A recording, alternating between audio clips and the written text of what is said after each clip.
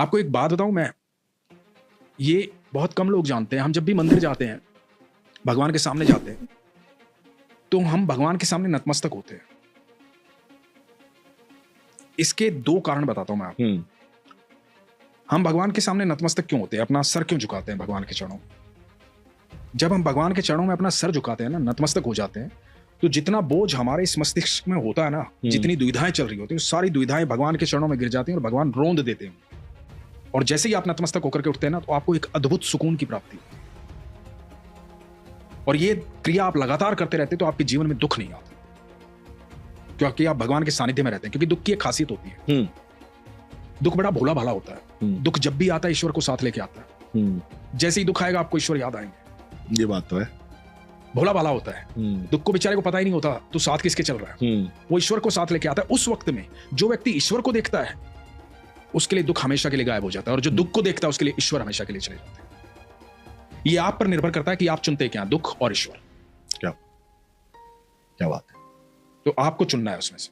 यदि आपका ईश्वर पर भरोसा है तो दुख आपको जीवन में कभी दिखाई नहीं देगा, और यदि दुख पर भरोसा है तो फिर ईश्वर नहीं आएंगे। बिल्कुल। दूसरी जो बात, बड़ी प्यारी बात मैं आपको बताने जा रहा हूं, पूजा पाठ करने से, मंदिर में जाने से, जोत लगाने से भगवान की प्राप्ति नहीं होती जी। लोग सोचते हैं ना कि मैं इतना नाम जाप करता हूं, इतना वो करता हूं।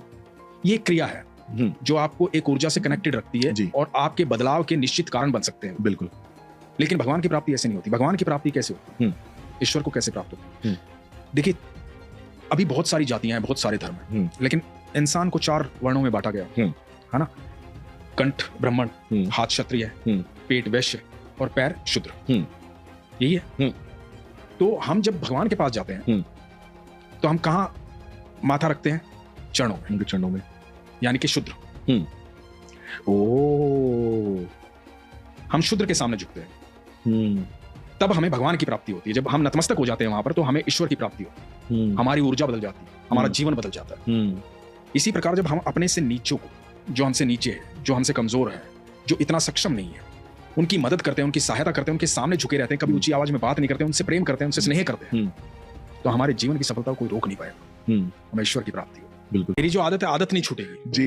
मेरी आदत तो वही रहेगी जी। अब ठाकुर जी की आदत क्या है? राधा राधा राधा राधा राधा राधा राधा राधा। तो प्रेमानंद जी बार बार राधा राधा राधा राधा राधा राधा। वो आदत कैसे छूटेगी? तो ठाकुर जी की आदत कैसे छूटेगी? तो प्रेमानंद जी मेरी नजर में कृष्णांश है। तो जिसके साथ कृष्ण होते हैं ना, अनंत ब्रह्मांड के सारे नक्षत्र, सारे ग्रह उनके चरणों में हैं। बिल्कुल।